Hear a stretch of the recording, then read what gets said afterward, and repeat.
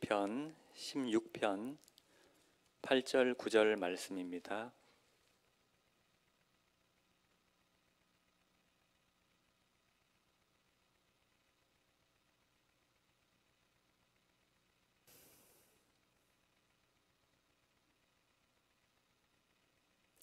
우리 다 함께 봉독하시겠습니다. 내가 여호와를 항상 내 앞에 모시며 그가 나의 오른쪽에 계심으로 내가 흔들리지 아니하리로다. 이러므로 나의 마음이 기쁘고 나의 영도 즐거워하며 내 육체도 안전히 살리니. 아멘. 샬롬. 여러분, 하나님은 우리와 늘 함께 계시는 것을 믿으십니까? 그래서 여호와 하나님을 항상 내 앞에 모시고 살아가고 계십니까? 창조주 하나님이 모든 피조물과 함께 하시는 것은 사랑하는 자녀와 늘 함께 하고 싶은 부모의 마음처럼 당연한 사실일 텐데, 이것을 믿느냐 안 믿느냐에 따라 우리의 삶이 달라집니다. 믿고 살아가는 사람은 비록 눈에 보이지 않는 하나님이시지만 그분으로 인해 행복감이 넘칠 것이고, 믿지 않고 살아가는 사람은 그 반대일 것입니다. 그 반대란 무엇이냐면 연약한 피조물이 지닐 수밖에 없는 걱정, 염려, 두려움, 불안 등의 증세일 것입니다. 우리는 우리가 원해서 이 땅에 태어난 것이 아니듯이, 우리 심장을 우리의 의지로 뛰고 있도록 하는 것이 아니듯이, 우리 삶을 안전하게 이끌어갈 능력이 없는 연약한 존재들입니다. 이 사실을 빨리 인정하고 창조주이신 하나님을 의지하며 살아가는 것이, 그분을 믿음으로 누릴 수 있는 그 유익을 얻으며 살아가는 것이 참 행복의 비결인 줄 믿습니다. 특히 이미 신앙생활에 들어와 있는 우리들에게 있어서는 우리와 이미 늘 함께 하시는 성령 하나님을 믿고 살아가는 것이 풍성한 삶의 비결인 줄 믿습니다. 요한복음 14장 16절 말씀 읽어드리겠습니다. 내가 아버지께 구하겠으니 그가 또 다른 보혜사를 너희에게 주사 영원토록 너희와 함께 있게 하리니. 예수님이 약속하신 이 말씀이 우리 가운데 임한 것을 믿으십니까? 네, 아멘. 왕으로 성령님의 특별한 기름 부음을 받았던 다윗 역시 이 사실을 굳게 믿은 사람이었습니다. 그가 나의 오른쪽에 계신다는 표현은 하나님께서 다윗을 안전하게 지켜주시고 힘있게 도와주심을 의미하는 것입니다. 다윗은 하나님의 사랑을 신뢰했고, 그래서 흔들리지 않을 수 있었습니다. 불안하지 않을 수 있었습니다. 불안하지 않은 상태, 즉 평강의 상태를 넘어 마음이 기쁘고 영이 즐거워할 수도 있었습니다. 어떤 상황 가운데서도 찬양할 수 있었던 그였습니다. 마음과 영뿐만이 아닙니다. 그의 육체도 안전하게 보호를 받을 수 있었습니다. 마음의 병이 없으니 몸의 건강도 지켜졌을 것입니다. 이런 복이 저와 여러분들에게 있기를 원합니다. 우리 요한 3서 말씀으로 서로를 축복하고 설교를 이어가기를 원합니다. 옆 사람에게 축복하시겠습니다. 자막 보시고 요한 3서 1장 2절을 함께 읽겠습니다. 사랑하는 자여, 내 영혼이 잘됨 같이 내가 범사에 잘되고 강건하기를 내가 간구하노라. 아멘. 축복합니다. 우리에게 위로가 필요한 시즌, 서로 위로하길 바랍니다. 저는 지난달 말에 목사 임직을 받고 바로 다음 날부터 휴가를 보냈습니다. 그래서 그 기간에 시간을 내어서 혼자 한라산 백록담으로 등산을 다녔습니다. 성판악 쪽으로 올라갔는데 우선 성판악까지 가는 도로가 얼마나 구불구불 하던지요. 저기 멀리 있는 곳을 보니 얼마나 복잡해 보이던지요. 아침 예약한 8시까지 그 입장 시간에 늦지 않으려고 마음을 졸이면서 운전하다 보니 더 그런 생각이 들었던 것 같습니다. 이 길이 어떻게 나서 저기까지 가는 것인지 가늠이 잘 안 되었습니다. 그런데 마음을 최대한 차분하게 붙잡고 운전을 하다 보니 거기에 도착하는 것이었습니다. 그저 차선을 넘어가지 않고 바로 앞을 달리는 것에만 충실했을 뿐인데 그 복잡해 보이는 데까지 이르게 되고 통과하는 것이었습니다. 제 인생 같다는 생각이 들었습니다.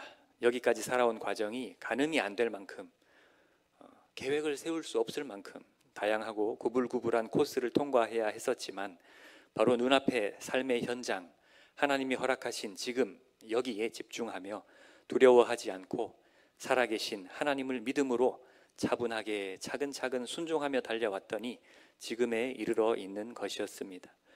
주님이 보여주신 비전, 즉 목적지까지 안전하게 와 있는 것이었습니다. 20대 후반에 대학을 졸업할 당시에 어떤 분이 기도하시고 저보고 장차 목사가 될 것이라고 하시더니 결국에 진짜 목사가 되게 해 주셨습니다. 목사라는 직분으로 섬길 수 있는 기회가 더 다양하게 많이 생기는 것에 감사하며 각오하며 그렇게 더 책임감을 느끼며 목사로서의 생활을 한 달째 해나가고 있습니다. 앞으로도 그렇게 하겠습니다. 산을 올라가는데 숲속을 지나면서 정상이 얼마나 남았는지 가늠할 수가 없었습니다.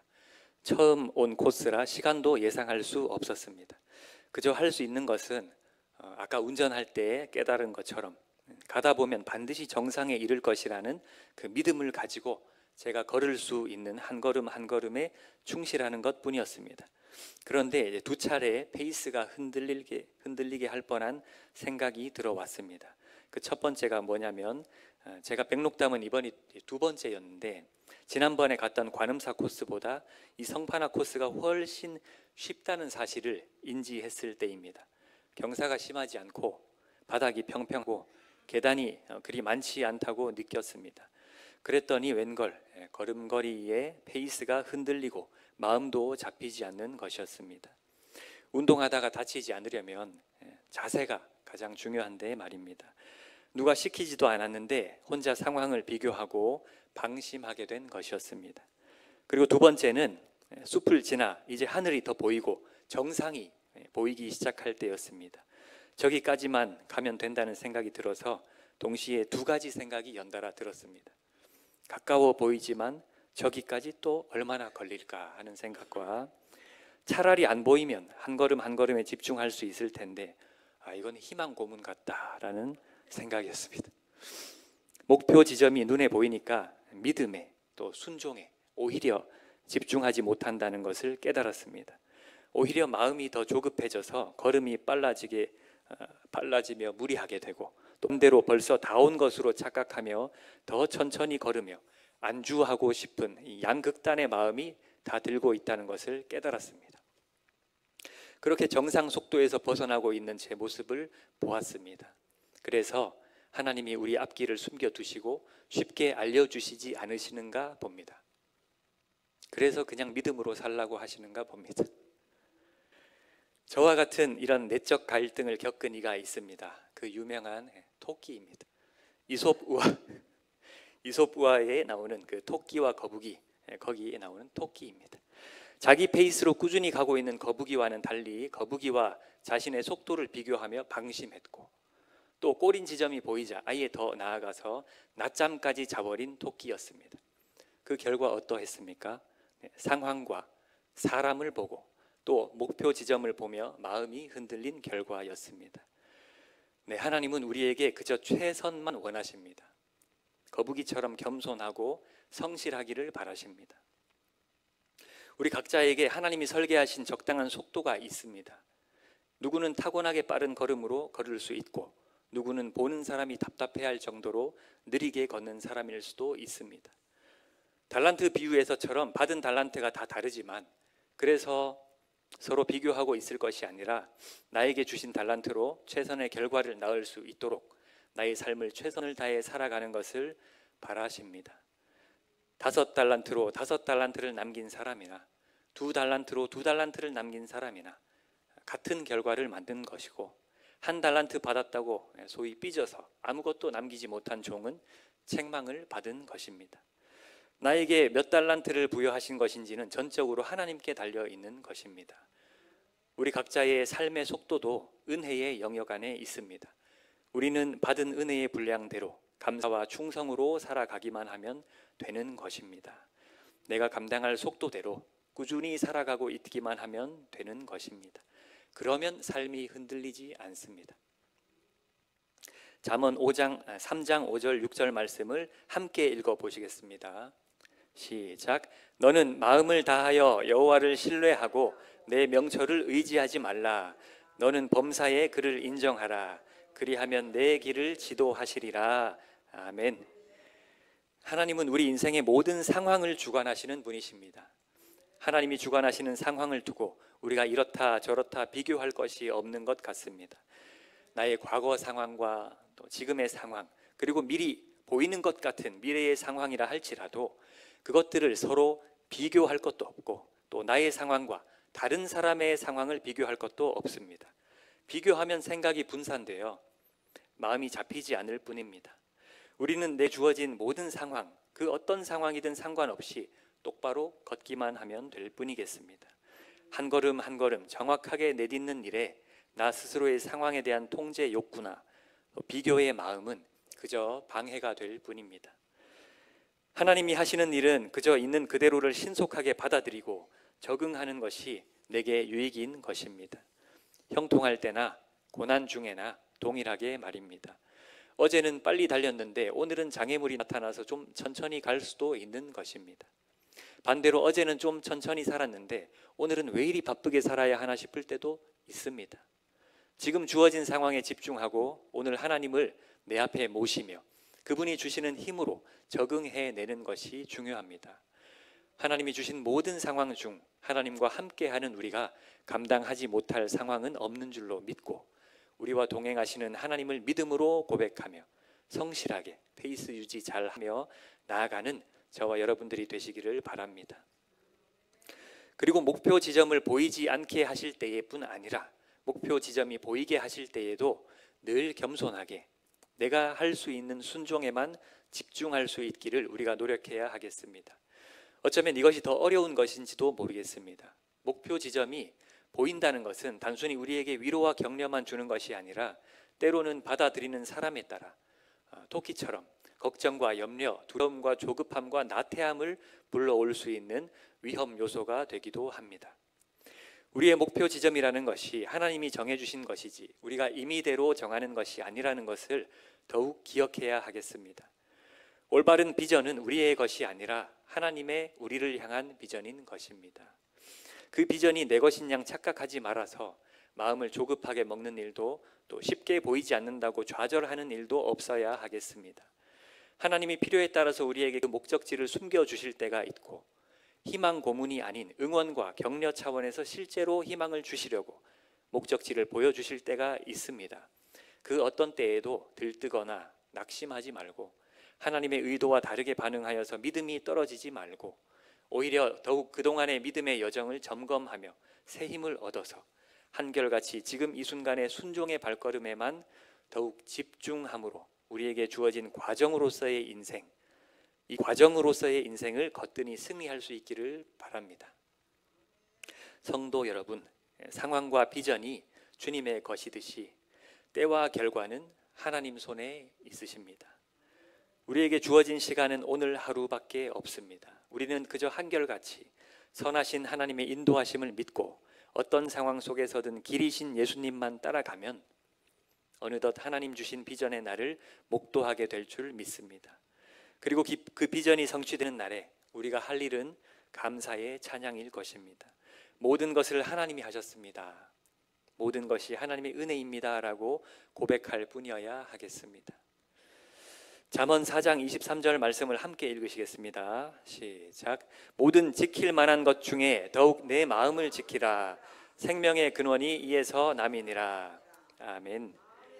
오늘 마음의 속도, 그로 인한 우리 발걸음의 속도, 즉 인생을 살아가는 속도에 대해 나누고 있는데 이토록 마음을 지키는 일이 그 출발점이 되기에 참 중요합니다. 정상 페이스대로 살아가기 위해서 마음을 지키는 일에 승리해야 합니다. 정상 페이스가 유지되고 있는 상태를 간단하게 평안이 유지되고 있는 상태라고 표현할 수 있을 것 같습니다. 우리 삶에 있어서 평안을 경험하는 것은 참 중요합니다. 같은 일을 해도 평안 중에 하는 것과 평안을 놓치고 하는 것은 천지차이입니다. 결과만 같다고 똑같은 삶이 아닙니다. 평안하다는 것은 영원한 하나님 나라를 살고 있다는 것이고 평안하지 못하다는 것은 그 영원한 생명을 누리지 못한다는 것입니다. 저는 여기 모이신 우리 모두가 남은 일평생을 주님 주시는 평안 가운데서만 살아가시기를 간절히 바랍니다. 그런데 평안을 경험하기 위해 꼭 필요한 것이 있습니다. 바로 하나님의 말씀입니다. 바로 이것이 내가 여호와를 항상 내 앞에 모심이여라고 고백하는 자의 실제적인 실천 사항입니다. 너희에게 평강이 있을지어다 라고 예수님이 말씀하시니 제자들에게 평안이 임했던 것처럼 말씀으로 찾아오신 하나님을 접하고 믿음을 지키는 자가 마음을 지킬 수 있고 마음을 지키는 자가 몸을 지킬 수 있습니다. 그렇게 영혼 육이 건강해야 우리 인생에 주어진 모든 상황을 넉넉히 승리할 수 있습니다. 그래서 수요 예배에 말씀 들으러 나오신 여러분들이 참 귀하십니다. 이왕 한번 사는 인생 꾸역꾸역 억지로 살아내는 인생 말고 최대한 기뻐하고 즐기면서 누리면서 그렇게 자원함으로 살아낼 수 있어야 되지 않겠습니까? 우리가 그렇게 살아갈 수 있을 줄 믿습니다. 한 가지 더 말씀을 나누려고 합니다. 지난번에는 백록담에 구름이 껴서 1시간을 기다려도 못 보고 내려왔는데 이번에는 얼마나 쾌청한 날씨를 허락해 주셨는지 아주 제대로 보고 왔습니다. 그런데 그것보다 더 장관을 보고 올 수 있어서 얼마나 감사했던지요. 그건 백록담이 아니라 사라오름 산정호수였습니다. 사진 한번. 예상보다 짧은 시간에 정상까지 다녀올 수 있어서 올라갈 때 지나쳤던 그 사라오름으로 가는 길을 내려오는 길에 다시 발견하고 올라가 보았습니다. 그런데 비가 온 지 얼마 안 되어서인지 분화구에 맑고 맑은 물이 가득 차 있는 것이었습니다. 물이 너무 투명하고 산과 하늘, 구름, 태양이 그대로 호수에 비치고 있었습니다. 저 말고 다른 사람도 없었고 환상적인 풍경에 인증샷을 열심히 찍고 있었습니다. 사실 제 인증샷을 띄우려다가 예배 시간에 그건 아닌 것 같아서